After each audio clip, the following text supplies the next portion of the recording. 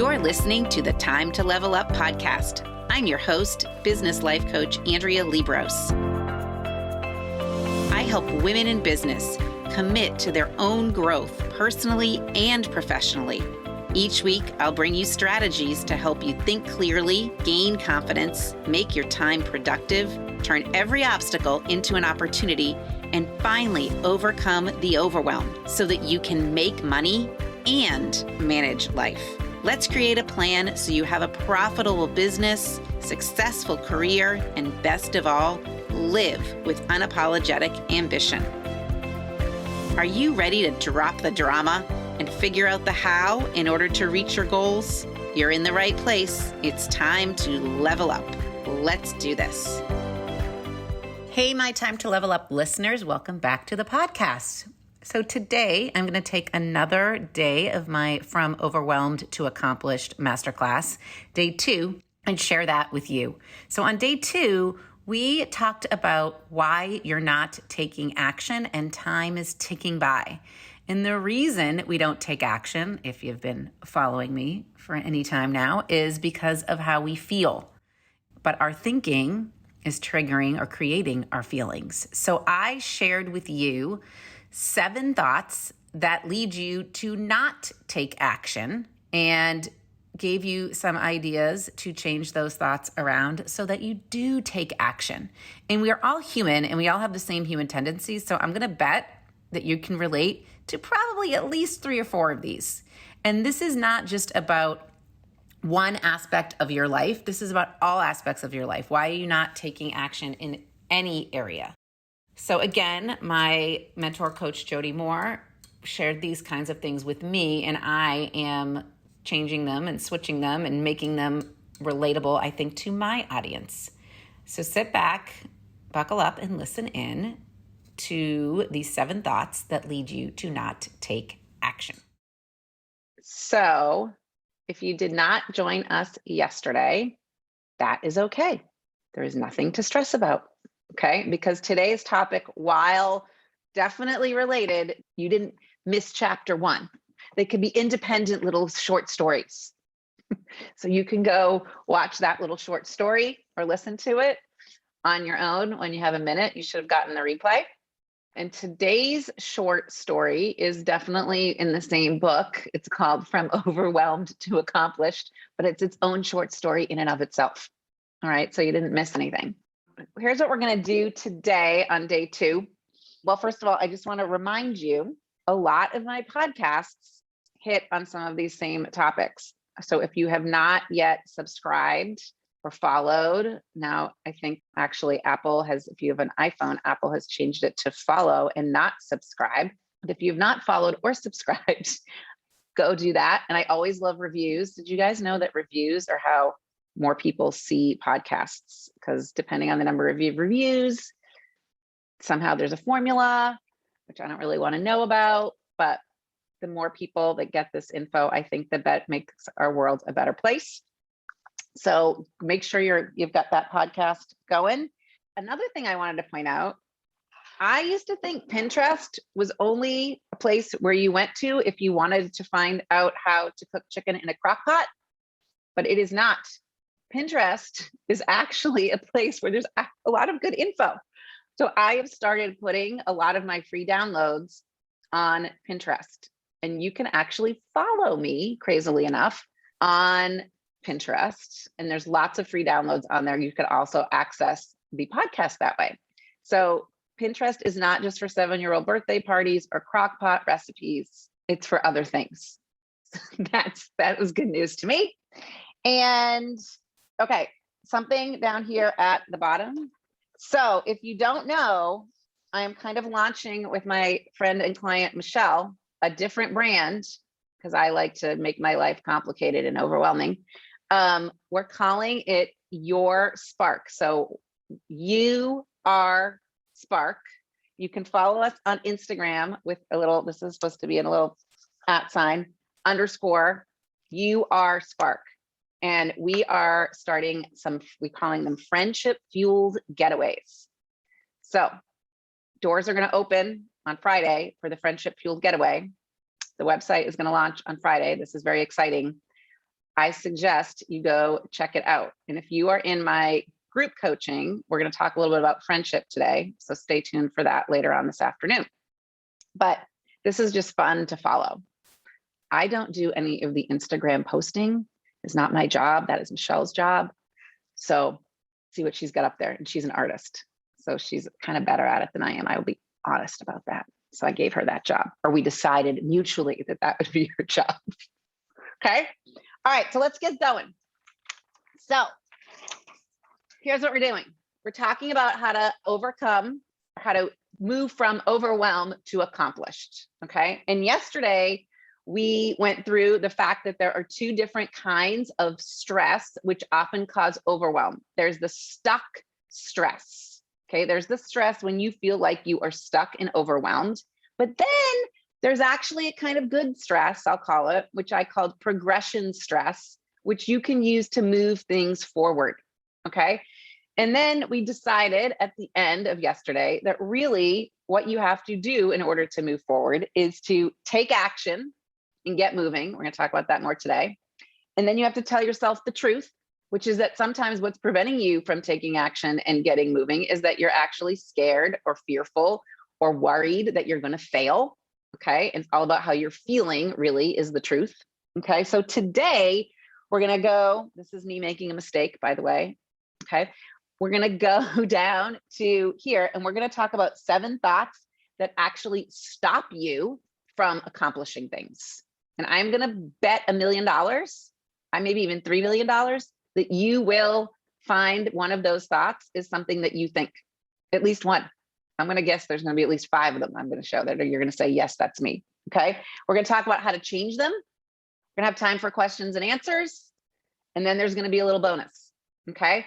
If you have questions, I have my chat box open. Feel free to put your questions in the chat box. I may not address them as you say them out loud, but we will address all of them. I'm going to leave plenty of time for that. And if there's something that you want to get coached on in this realm, hold that thought too, because I'm going to leave time for actual coaching. Okay. All right. So before I flip the page, well, actually, let's flip the page. Okay. So when we flip the page, if you've been working with me in the past, you know how I love the model. Okay. The model is a framework of thinking about things. And to sum up the model means that there are facts in the world. We have thoughts about them. They trigger certain feelings, which then cause us to take action or not, which ultimately leads to a result. Okay. So really, stress, I'm going to say, it could be a fact, or it could be a feeling almost. All right. Now, when I say it could be a fact, here's what I mean. I thought about this last night and I didn't make any page on it, but I want to share this with you. There is the sensation of stress that we feel, and then there is the emotion or feeling of stress. And this is a good distinction to really think about. When I am talking about the sensation of stress, I want you to think about lifting weights. Okay. When you're lifting weights, you might say your muscles are stressed. Your body is feeling stress. And that stress that you may get from lifting weights, that body sensation will travel to your mind.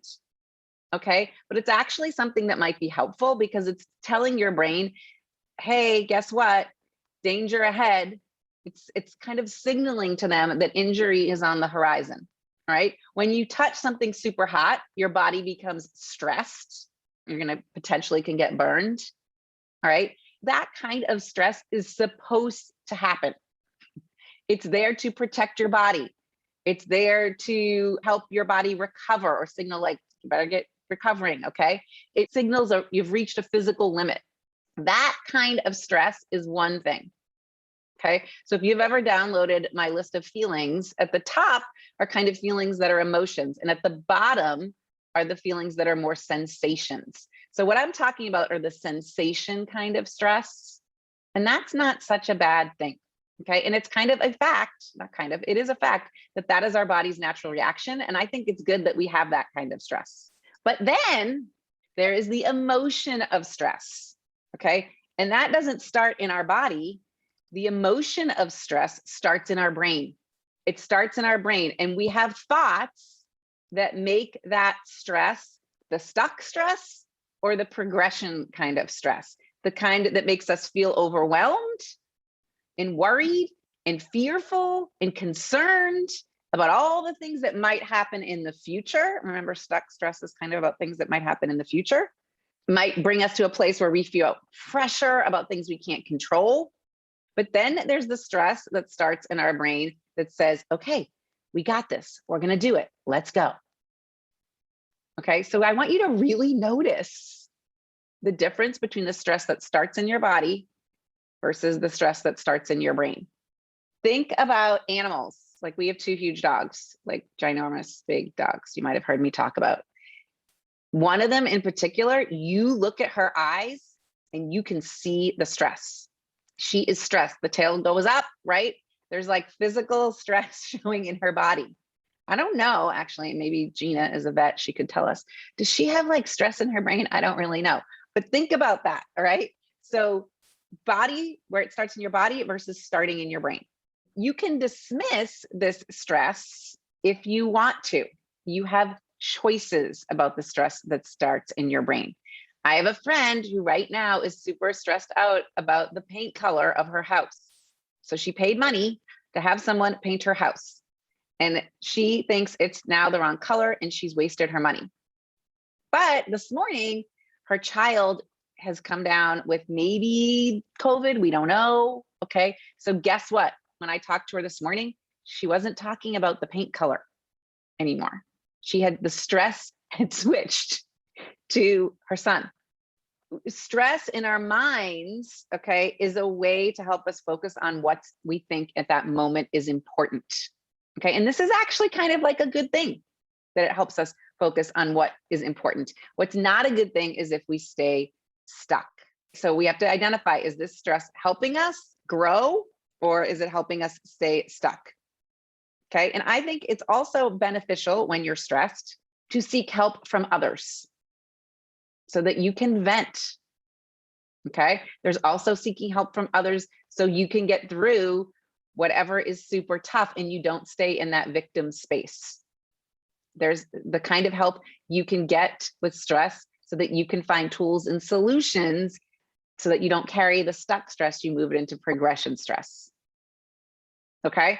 So the point though, when our mind retreats and thinks, if I just focus on this enough, it's all going to go away. I'll be able to figure it out. But I believe that sometimes that's not necessarily true. And we need that person who's like, I like to say, you're stuck in the peanut butter jar. You need someone to help you read the label. When you're in the jar, you can't read the label. So if you can have the tools, people, solutions on your team to help you read that label, that stuck stress goes away so much quicker. All right. I'm going to skip the motivational triad. Because this is a good segue into our 7 thoughts that we have. Like I said, I haven't met anyone that doesn't fit into one of these or multiple of these 7 categories when it comes to not taking action, not accomplishing something. So the reason I'm offering all of these to you is because when you become aware of why you're not accomplishing things, then you actually get some leverage over yourself. Okay. So I'm not doing this so that you feel bad about it or judge yourself. These are all human thoughts. They're all human tendencies. But when you understand them, then you actually get leverage over yourself. So when you understand that, also your brain is always trying to keep you safe, efficient, make things easy. Okay. You also can recognize that you don't really want to operate always from the default thoughts or the default settings, but choose the thoughts with intention. All right, so here we go. Ready for number 1? Who has had the thought that this is so important or this is not important at all? And if you are thinking this is so important, it sometimes creates that overwhelm. Okay. If you are thinking sometimes this is not important, It creates overwhelm. And here's what I mean by this.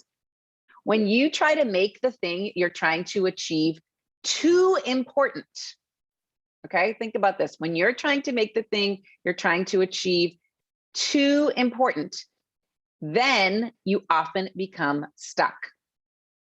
All right, so I'm going to relate this to business for a minute. Okay, so if you're trying to create a product or a service and to put out there in the world and help people and charge money for it, then you have a business.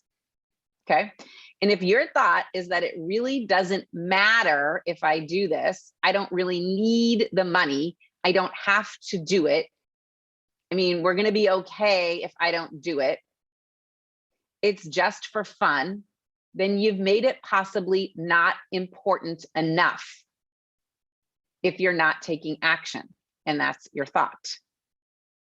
Okay, if your thought is this matters, this is super important, I have to do this, this is really important for whatever reason. Like sometimes I hear my clients say like, I have to bring in this money, we can't, my husband's exhausted and he has to start working less, I need to start, maybe we each need to be contributing, this is like super important, we're counting on it. Okay, or you've gotten a degree and you said, we've paid all this money for my education, or I've invested so much time and money into this so far, I have to make this work, or I don't want to let anyone down, I have to make this amazing. See how we've made it so important that we kind of freeze up because it's so much pressure on us. We've put so much pressure on ourselves. Okay, so it doesn't need to be super important, and it also doesn't need to not matter at all. It has to be somewhere in the middle. It needs to be, I'm going to do this and I'm committed. And this is a legit thing I want to put my time and effort into. And I'm perfectly capable of succeeding at it. And also, if I don't do it, it's okay. I'm no less of a person. I don't need to carry around this heavy burden. You know what? I don't need to bring home this money. We could figure out lots of different ways to make money. There's all sorts of options to make money. This doesn't have to be the thing. I could go work somewhere else. I could have a different product. So it doesn't matter how much time and money you've put in. It could be that something that you choose not to do at some point, and that would be okay. But also, wouldn't it be cool if it worked? Let's go. Let's see what we could do. Do you see what that middle kind of looks like? It's not super important. It doesn't make you more valuable. And it's also not important. That thought, like, if I don't make this work, it's okay, or it's okay if I don't reach that goal, is when I hear a lot. But does anybody like really, like, you could always figure out other ways to do things. Okay, let's find something that does drive you, that does motivate you. You've got to be somewhere in the middle here of it doesn't matter and it's, oh my God, the world's going to end. You've got to be somewhere in the middle, because when you're on either end, it actually creates overwhelm and you don't accomplish anything. What's something that you think you've made so super important or not important enough that you're actually stuck on and that you would like to accomplish? Think about that. What's something that's on either end of this spectrum? It's a good question to ask yourself. Super great question to ask yourself. Okay. Ready for number two? Number two. You think that you need to feel like it. Okay. I can relate to this one. Some days I'm supposed to sit down and write a dozen emails, and I hear the little voice inside my head say, I don't feel like it. Now, it's normal for our brains to say that. But what you have to do is recognize that not feeling like it isn't a valid reason to not do it. So what if you don't feel like it? Think about how many things you do every day that you don't feel like doing. I will say, I don't feel like emptying the dishwasher, but I do it. I actually don't feel like it a lot writing content. I like writing this kind of content. I don't like writing some other kinds of content. Okay. I really don't think of myself as a writer. I don't love it. I don't feel like it, but I do it. Think about if you have a baby. Okay. I'm sure even if you don't have a baby, you've seen a baby. Okay. Changing a baby's messy diaper. Does anyone want to change a baby's messy diaper? No, but we do it because we love and care about the baby. Think about making lunch for someone. Sometimes I like to say, what about my lunch? Okay, but we do it. We make lunch for other people sometimes, okay, because they need to eat. Okay, so I love to tell myself, this is a great thought. You might want to write it down. I love to tell myself, you're not entitled, self, to feel like it all the time. It's fine. It's okay if you don't feel like it. Let's just go. Let's just do it. I hear you. I hear you don't want to do it, but think how amazing it's going to feel to get it done, especially because I don't feel like doing it. Those are the things that I'm going to look back and go, hey, thanks for doing that, self, because that was really useful. You did that thing. So glad that we did that on Monday. Okay, especially because we didn't feel like it. We've got the whole week ahead now in front of me. I got it done on Monday. Okay, so let's go. All right, super interesting. All right, number 3. You ready for number 3? Number 3 is it didn't work. It didn't work. It didn't work, or it won't work. Who has said that? It didn't work, or it won't work. I think we all have said that. It just won't work. I should just not even try. Imagine if we went around thinking, I just shouldn't try. I just shouldn't try. It's not going to work. So why am I even going to that place? Okay. And when we say that, here's what I want you to think about. You know what we're really doing? We're playing the short game. We're playing the short game. We're like, hey, I'm going to do this thing. Let's see if it works. Oh my gosh, it didn't work. I guess it won't work again, or I won't try again. Or the thing that we think we're going to try, there's a pretty high chance it won't work. That's playing a short game. Okay. Now, I had sort of a light bulb moment, or light bulb awareness of this right when the pandemic started. Okay. How many of us thought this online school thing, it's never going to work? How are they going to get a high school of 1,000 kids to learn online? Now, we could make lots of arguments that the learning was not the same, and we could have a whole discussion about that. But somehow the world figured it out. We figured out how to get groceries, even if we couldn't go to the grocery store. Okay. But there were moments in the middle of March of 2020 that we all said, this will never work. Okay. But we didn't give up, right? We had to figure it out. So think about weight loss. All right. And I thought, what if I thought about my food in this way? What if I stopped getting angry because I hadn't lost a pound this week? Or I was thinking that I should be over feeling deprived of sugar or cravings of peanut butter right away, and being so impatient about it. What if I just knew, okay, that if I kept not eating sugar, it would actually help? Okay, so I realized that this could be true with my food and my body, and it was.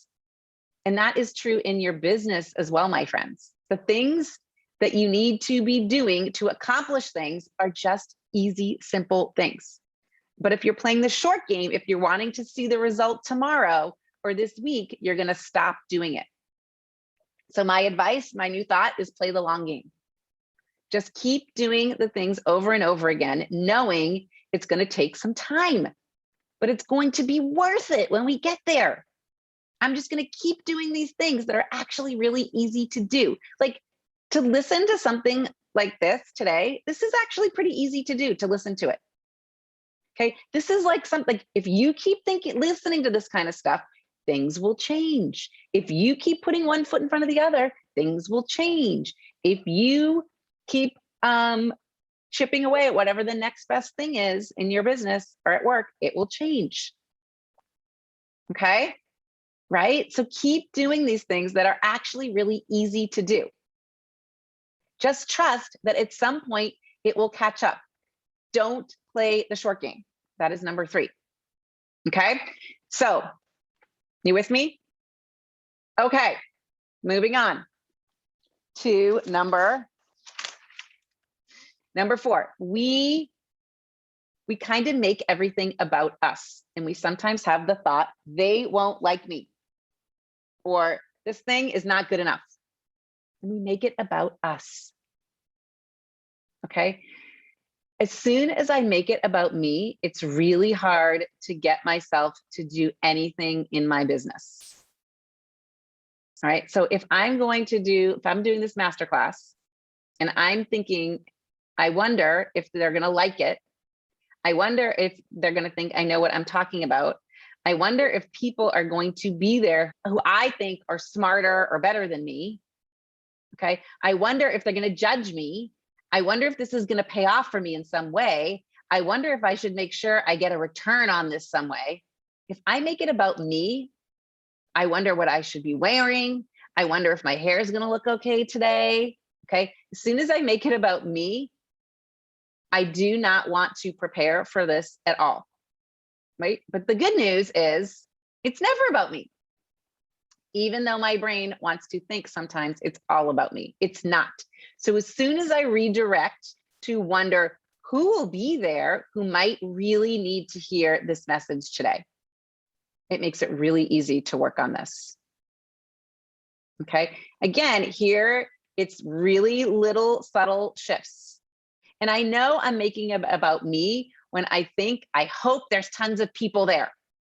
Because why would I want to expect, for selfish reasons, I'm just like, I hope that through the speaking experience, I get lots of exposure and lots of people learn about me and my business. That's sort of making it about me. For me, anyway, I know that is. So what I do is I go to, I hope whoever needs to hear this message is there.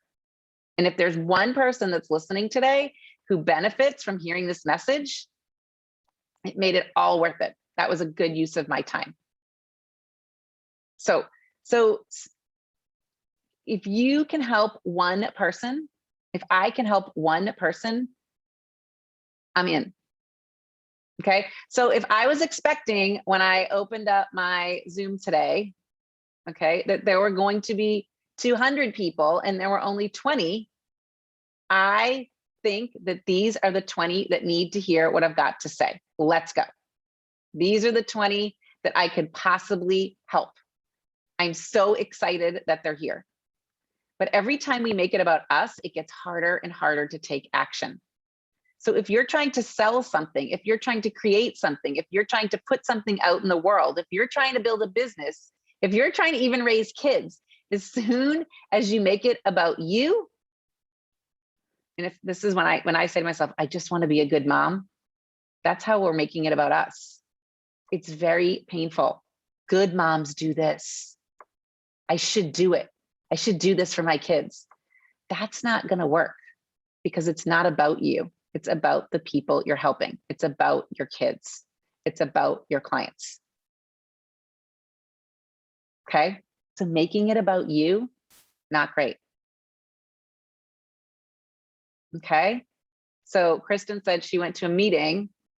Looks like when she walked into the room, she didn't really know who these people were in terms of what their roles were. And she's happy she didn't, because then her brain would have gone to all sorts of places. They're smarter than me. They're better than me because there was a doctor and a psychologist or maybe a psychiatrist, other trainers. Isn't that interesting? When you worry about who's going to be in the room, all of a sudden your head goes to places. But if you don't know, you don't know. Okay. Think about that. It's also that it's not good enough. You're worrying about what people are going to think about it. I'm not good enough is really what you're saying. And then you don't accomplish anything. Right? If you listen to anything, this is where the A+ work, not so great. Just go for the B-. Okay, this is a concept that we could talk about too another day or in coaching. Okay, All right, number 5. All right, I just wrote I'm overwhelmed. We can put anything here. Basically, we indulge in indulgent emotions. Okay, this is a strange term that we use in the world of life coaching, indulgent emotions. Okay, so I'm going to explain to you what I mean by it, but I think it's an interesting thing to become aware of. Okay, again, I want to caution you to not start judging yourself, because when I use the term indulging in emotions, sometimes people start judging themselves. We all indulge in indulgent emotions all the time. We have good reason for it. Okay, so these indulgent emotions are mainly the 3: the confusion, the overwhelm, and the indecision. Okay, I'm going to really be focusing on these 3, but I'm not saying this is an all-inclusive list. But the ones I see most often are indecision, confusion, and overwhelm. We call them indulgent emotions because we indulge in them. It's just easier to sit around feeling confused, feeling unsure about what to do, about, what's the right choice, what's the right school to send someone to, what's the right name to name this, what's the right program to use, what's the right agenda, what's the right website or colors or the right business model, what's the right offer, what's the right price. We just sit around being unsure. It's much safer than going forward and taking action and putting work out there and making offers. Okay, it's a lot easier than getting down, actually doing the work we need to do in our business. So we just indulge in, I'm confused, I can't decide, I've never done this before, I'm just overwhelmed, I don't know, there's so much to do, I don't even know where to begin. Okay, as though, think about this, as though there's a right place to begin.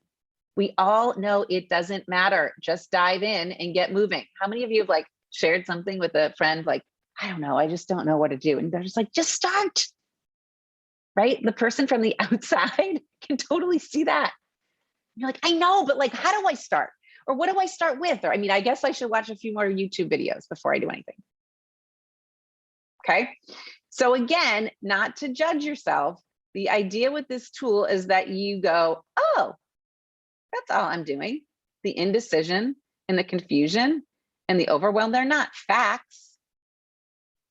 People tell me them as if they're facts. Okay, but they are not facts. Okay, there's no right place. Okay, but people tell me they just can't decide. They're just telling me kind of I just can't decide. My name is I can't decide. I'm Andrea and I'm 49 and I can't decide which target market to focus my business on. No, that's a decision, which is good news because you can make a decision anytime. Human brains can make decisions anytime. This is great news. Okay. Deciding to be undecided is a decision. The solution is just to make a choice and own it. And don't wonder if it's the wrong choice or what someone else is going to think. Just move forward. It's the same with overwhelm. Just choose not to be overwhelmed. Choose not to be confused, right? Do you know I can actually choose to not be confused? Did you know I can do that? You can just choose to not be confused. Your brain is going to tell you, I'm just so confused. And you say, no, we're not. If we weren't confused, what would we say? If we weren't confused, what would we do next? If we don't know, what would we say? It's actually just a simple redirect of your brain. Okay, so don't indulge in indulgent emotions. All right, number 6. We're afraid of rejection or failure. Okay, which I purposely put after indulgent emotions because that's what's going to come up next.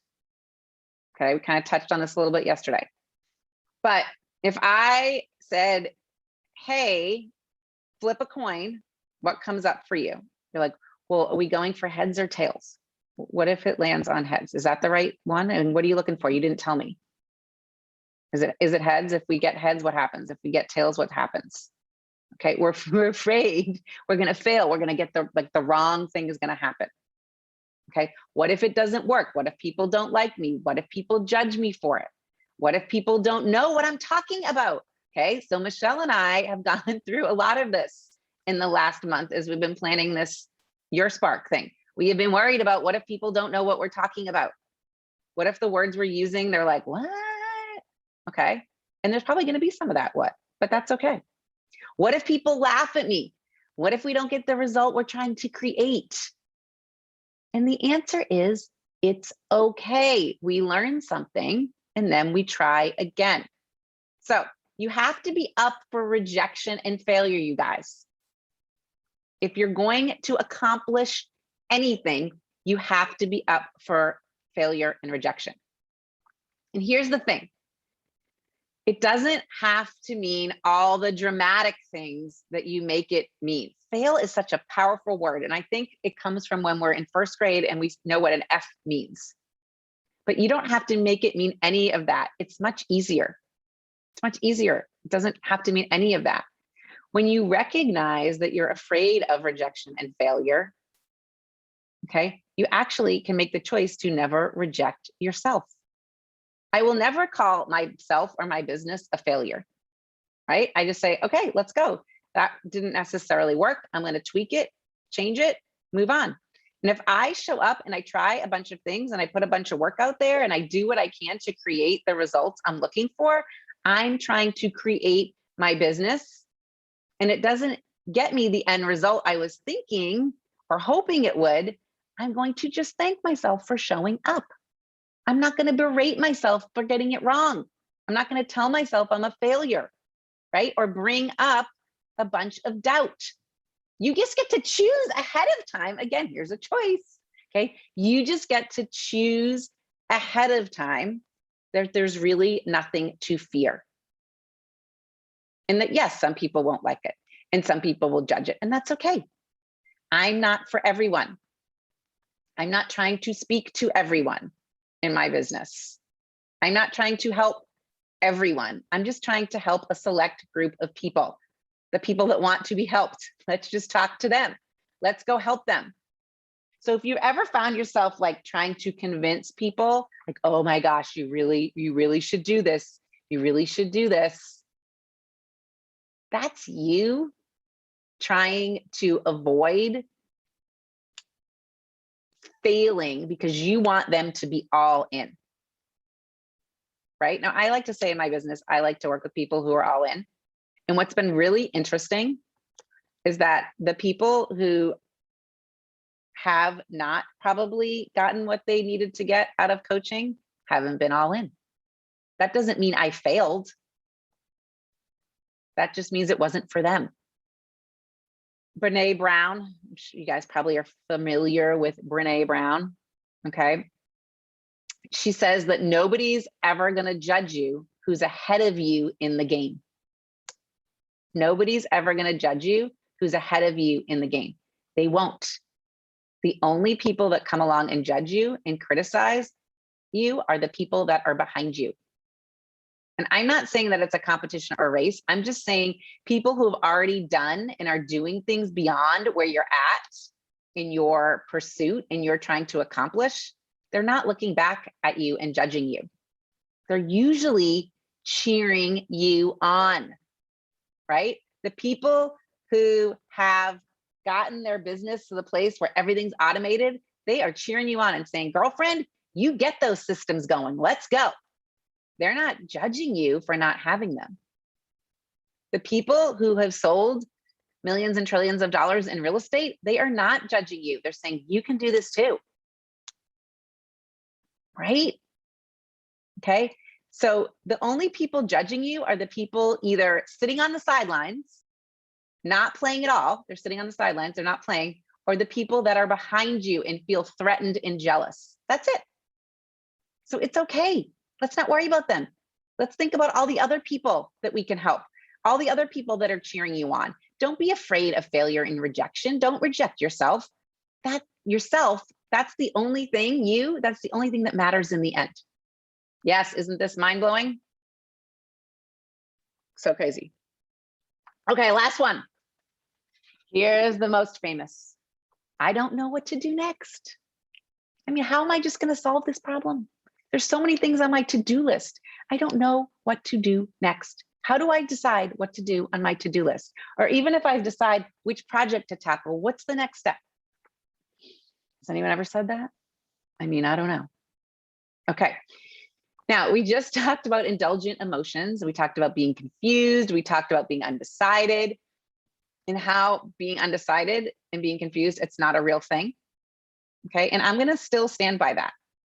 But I also think that there's something to be said from learning from those who have done what you're trying to do. There's something to be said for somebody giving you ideas, or even giving you just a sounding board to get your ideas out of your brain. There's something to be said for surrounding yourself with people who are willing to listen and who are willing to help. You might try this. Okay. They might say, hey, have you considered that? Or do you know about this tool? Or do you know about this strategy? I mean, that's how I built my business. Yes, I make decisions, but I make decisions based on information I get from people who have already done what I'm trying to do. Because people who are really good at things that I'm just learning about now can help me. People who are good at things that I'm brand new to, or that at least haven't mastered them at the same level that I haven't mastered them at the same level that they have, I can learn from them. I can get guidance and support. And support can honestly just be you having that space to talk. And then from the options you might get from having them in your circle. Okay. I think I make much more confident decisions, and I have my own back, and I can move forward when I surround myself in a space where people are interested. Okay. People are interested. So I don't know what to do next, or I've never done this before. Those shouldn't be thoughts, because someone does know what to do and someone has done this before, most likely. Okay. You just need to find those people so that you can get rid of this thought and be open to having them help you. Okay. What we're going to do tomorrow is I'm going to try to help you stay grounded and see the opportunities ahead of you, so that again, you can move forward and start to accomplish things, because staying grounded is tough. One day you're like, I got it, right? I'm good. I got it. The next day you're like, WTF? I don't know what's happening. Okay. What am I supposed to do? Okay. It can change minute by minute even. So tomorrow we're going to talk about staying grounded, and we're going to talk about seeing the opportunity. Okay. All right. So I'm just going to mention, I always love to mention, there's lots of ways that you can find support that I can give you. Number one is my podcast. It's all free. Number two, I do these classes every once in a while. Number three are all the free downloads that you can find on Pinterest or on my website at the bottom. And then number four is some coaching. You got lots of options: one-on-one coaching, group coaching. I do these things called deep dives. This group coaching is called Committed to Growth, CTG. And what it does is it helps you manage your mind. Okay. So I'm going to be honest, no one really just enrolls in coaching without having a conversation with me. So I welcome you to have a conversation, because it's hard to know what's right for you if it is right for you. So you can go to my website, you can go to the group coaching page, you really can go to any page and set up a conversation. All right, enough of that. Who's got questions? What came up for you? Which out of those 7 things, who needs coaching? Like, I am here.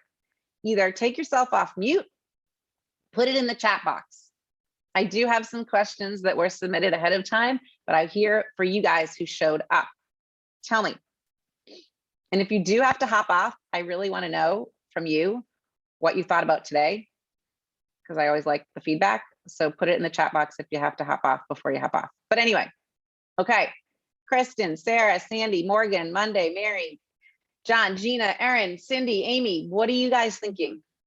Or do you have this all under control and you never have any of these thoughts? I have a question. Yes. Or thought. Hi. Hi. So listening to you, realize that I tend to get stuck in knowing what I need to get help with, but thinking I don't have time to allow myself to get that help. Isn't that intriguing? Because somebody's going to tell me that I spent too much time working on XYZ. And then I go into, well, I should already know how to do this thing. Even though, and I'm thinking about my work and my company, there are people set up who are around to help, right? Like that's their Right. whole job. So imagine that. yeah, I tend to go in that, circle in my mind that I'm not, then I go into the whole downward spiral, like I'm not good enough. I should already know this. Why didn't I learn this the last time? All of Okay, this. so there's two parts, I think, to this. Okay. So number one is, it sounds to me like you have spent some time trying to figure it out.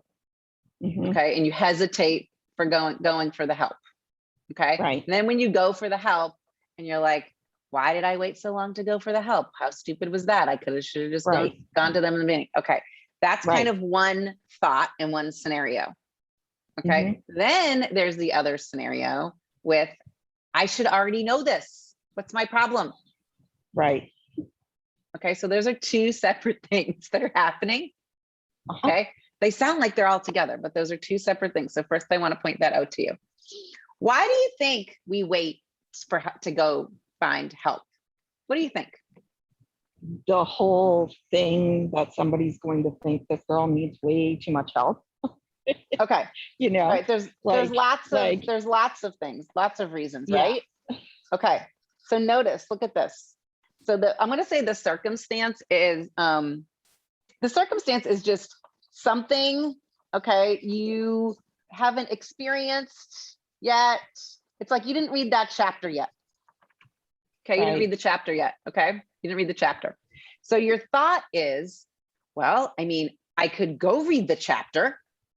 Okay, right. I mean, I'm capable of reading this chapter. Right. Okay, so I'm going to hold off, not going to go yet to ask for help. Okay, your other thought is like, what are they going to say if I do go ask for help? Okay, so what are they going to say? Okay, your thought is, what are they going to say? Okay, and you're basically telling yourself they're going to say something negative. Okay, or so they're going to tell me you should have read the chapter. Go read the chapter. It's going to make you feel, whatever they say is going to make you feel bad. Right. Okay, so that's sending a message to your brain like, well, don't go. Don't go. Right. But I want you to notice that this feeling bad is an option. Right. Okay, because whatever the words are that they come out of their mouth, whatever words that come out of their mouth, even if you should already know this, you have a thought about those words. Okay, and your thought about those words is really what's making you feel bad, not the words themselves. Yeah. Because you could be like, oh my gosh, I'm so glad he told me that. Next time I will go read the chapter. Thank you so much. Okay. And usually that's not their answer. They often just tell me the one thing that I missed, even if I did read the chapter, like, oh, there's this problem. Okay. So yesterday, and I don't know if you've watched yesterday. So you were on yesterday's. Remember we had yesterday. Yeah. Okay. So there was a part yesterday when I said, what if you're wrong?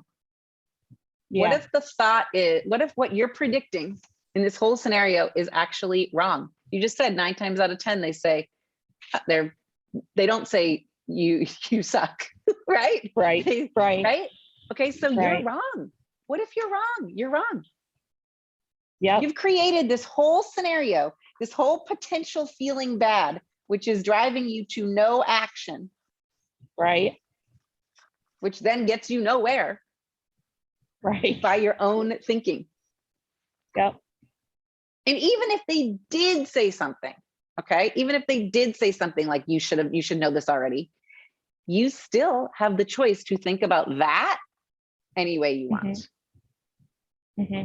You could say, thank you. Like, okay, do you know how many people who get fired wish they would have known ahead of time what their boss's thoughts were about them 3 months ago? You know how many people say, I wish they would have told me before? Like, why? I mean, I would have changed something. Right. So you could say, oh, aren't I lucky that they're actually telling me I should have read chapter 4? Right. Okay. So it's like, notice this is all your thoughts that's creating this whole drama. Yep. It's not helping you accomplish anything. Yep. Isn't that amazing? Isn't that Yep. amazing? Okay. So something that I'm going to touch in, if you're committed to growth, I don't think I'm going to touch on it today, but next week, is that we also go, like Mary's probably also waiting for the perfect time to ask. Right. Right. Okay. Or like the perfect person or the perfect whatever. Okay. So she's trying to wait for the perfect circumstance.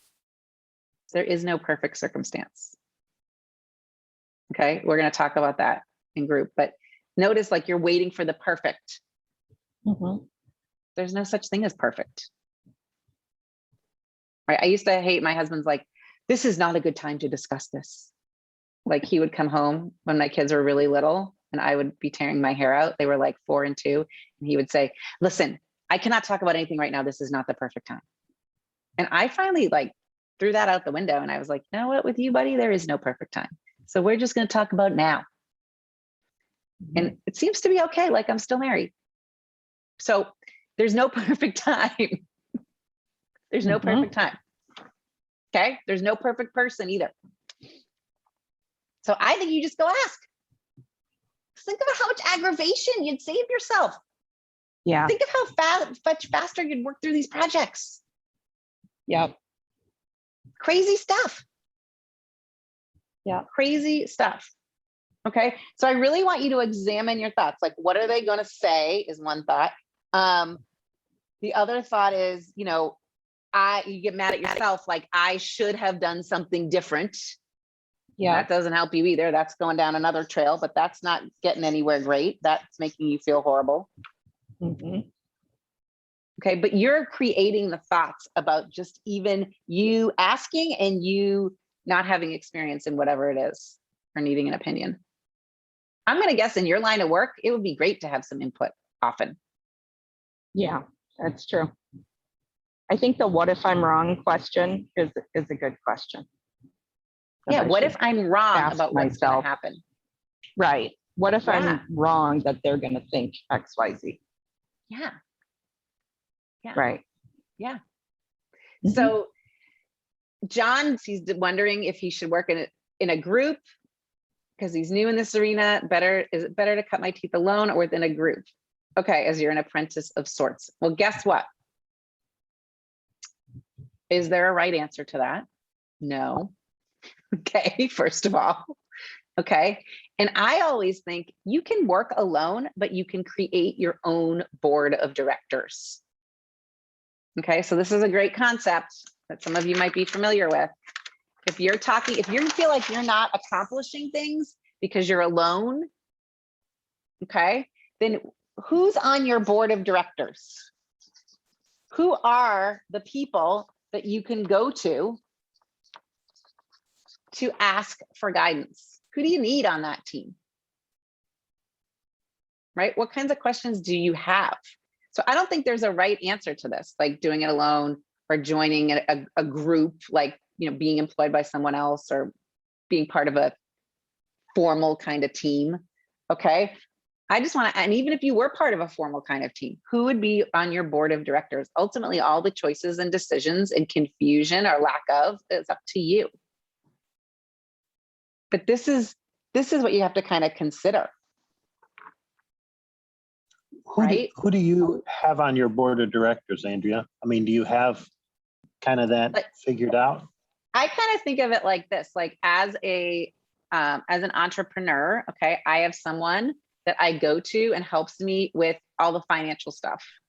Okay. I've got someone that helps me with all of like the tech stuff, which I'm not super friendly with. I have someone that helps me. I have someone that, when I was talking about writing content, I have someone sometimes that helps me do that. I have a online business manager or VA. Okay. I have someone who produces my podcast. So like, I know that's something I want to do. I just don't know how to do it. All right. So who can I have on my team that can help me make stuff happen and guide me? That's what I do. So when you're thinking about your board of directors, okay, if you don't have the right people on the board of directors, so you're like, oh, I don't want to pay for that. Okay, I don't want to pay for that. Like, because I don't know, I'm gonna, in the end, it's gonna cost money and I need that money. Okay. What I sometimes see is by them not having someone to help them, this line, it stops. They reach the tipping point and they can't increase their quality of life or they can't grow their business anymore. Okay, because they are wasting so much time, money, and brain power on trying to figure it out themselves.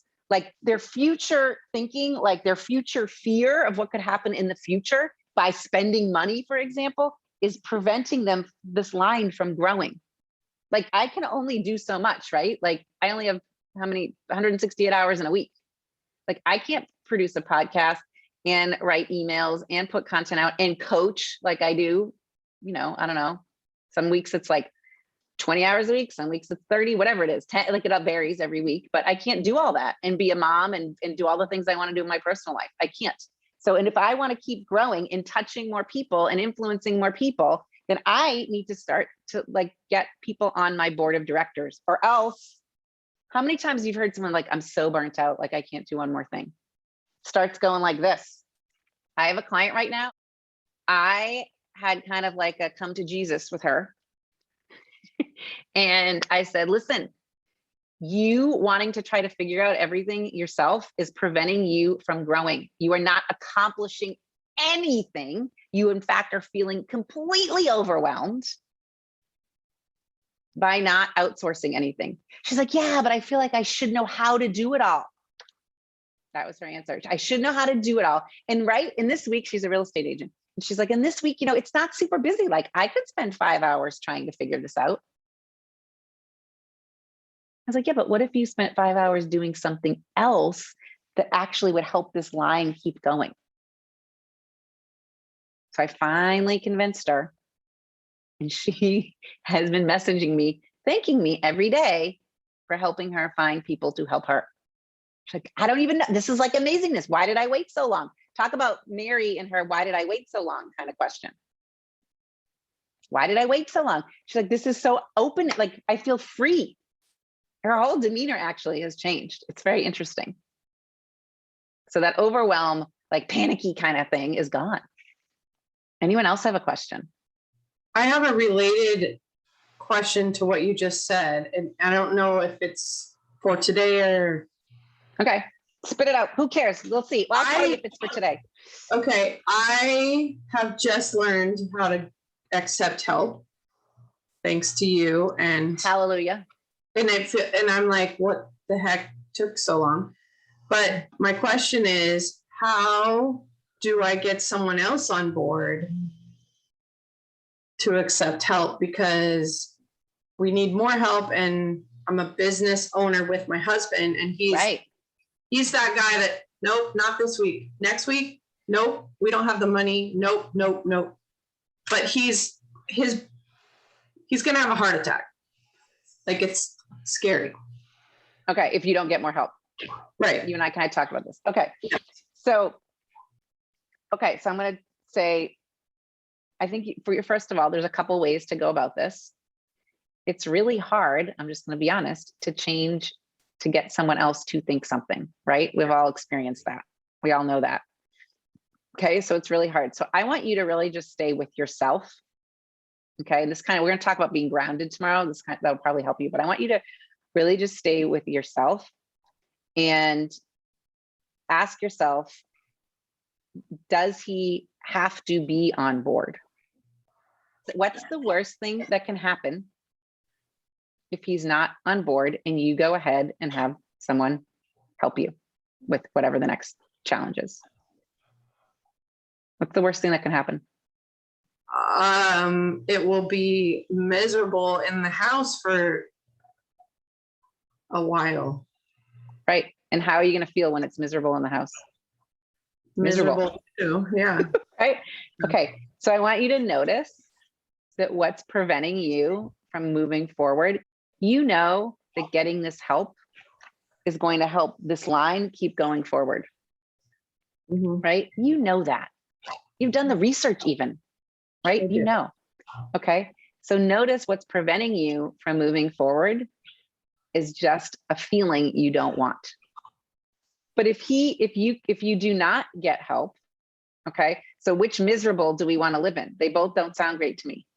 Okay. And I want you to know the reason we always want someone else to be on board, whether it's our kid or our business partner or our spouse or partner, the reason, even like right now I'm dealing with my parents, like I really want my mom to be on board or my dad to be on board with what I think. Okay. The reason I want that is because my thought is if they're on board, I will feel so much better. Right? We want them to be on board because we think we're going to feel better, which might be true to an extent until the next thing happens and they're not on board. Getting someone on board is really just a safety thing for ourselves. It feels safer. But notice, without getting this extra help and your business kind of becoming happily too big, that big, you can't manage it anymore, which is a good problem. Okay. It doesn't feel safe anyway. Like the business doesn't feel safe anyway. You feel kind of out of control. Right? So that's not safe either. So I would trade the miserable, getting help and feeling miserable for a little while until he either realizes how amazing it is or you kind of go through the muck. I'd trade that miserable than the miserable of staying stuck in the quicksand.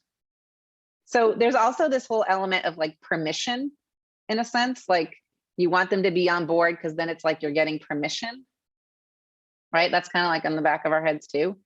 And you have to give yourself permission. You have to give yourself permission to do it and trust yourself. Okay. This is hard. That's a hard thing. And we can talk about that more. But notice you're not accomplishing what you're wanting to accomplish because you're feeling overwhelmed by even the thought of bringing up the getting the help or like nailing him down. And you can sometimes say like, I have made like almost like do it and ask for forgiveness later. That's a great thing, ladies and gentlemen, doing it and asking for forgiveness later, because you want this line to keep going. You're at that tipping point. It's like he's playing it too safe. Like he's researching not just the seatbelts, but now he's researched the taillights and the backup cameras, and he's not making a decision on buying the new car. He's still driving around the car from 1980 because he hasn't done all the research. Meanwhile, like driving that car around 1980, not helping anymore, right? We just got to decide and do it, man. We're buying a new, more car with some backup camera. I'm not sure which one, but it's going to have a backup camera in it. So it's going to be better. All right. I'm going to leave you. Let me know. Tell me what was helpful today. I want to tie this all back actually to one thing that I didn't even mention. Notice how staying in overwhelm is sucking time. You could get so much time back if you change some of your thinking. Notice that. That was kind of my tie into time. Look at how much time you are wasting worrying about all this stuff. All right, everybody. Have a great rest of your Wednesday, and I will see you on Thursday. Invite anyone you want to join you or watch the replay. If they want the replay, they need to register, even if they're never going to be here. Okay. All right. See ya. Thank you. Hey, Time to Level Up listeners. What'd you think of that? Notice at the end, I talked a lot about surrounding yourself with people who are interested in you and interesting. Because when you do that, you do create a sounding board for your thoughts, right? Again, when you're stuck in the peanut butter jar, you can't read the label. It's really sometimes hard to figure out what you're thinking and why it's not working or why you don't know what to do. But when you're with people who are also in the process of growing, you can often learn from them. So I encourage you to think about who you are surrounding yourself with. As we get older, I've noticed too that our friends change. Sometimes we outgrow our old friends and need some new friends, or friends that have a similar way of thinking to our mature adult brain kind of thinking. Although we can all regress and act like we're back in junior high, the people that maybe we hung out with in junior high aren't necessarily the people that we want to be hanging out when we're 50 or 40 or even 35 or 30 or 60. So who are those people? If you need some new people to hang out with, reach out. Reach out to me. I can make some suggestions as to where to find those new people. I can also help you analyze what you're thinking. I would love to chat with you. Feel free to set up a call via the website or just direct message me. And if you think this episode would be helpful for someone else, take a screenshot or share it. I would appreciate it. Okay, my friends, until next time, always remember there's no better time than to up your game and level up than there is right now. Have a great week. Thanks for listening to the Time to Level Up podcast with me, your host, Andrea Liebross. If you know someone who could benefit from listening to this episode, I encourage you to take a screenshot and share it with them. Okay, now what about you? You've listened to the podcast, and if you now know that you're ready to upgrade your life, upgrade your business, upgrade you, then stop being only a listener and start being a liver, living that upgraded life. Head over to my website and schedule a call. Right there on that call, we'll start changing the way you think and act so that you can have the freedom to achieve the impossible in life and business and have the resources to do it. You deserve an upgrade. Let's do it.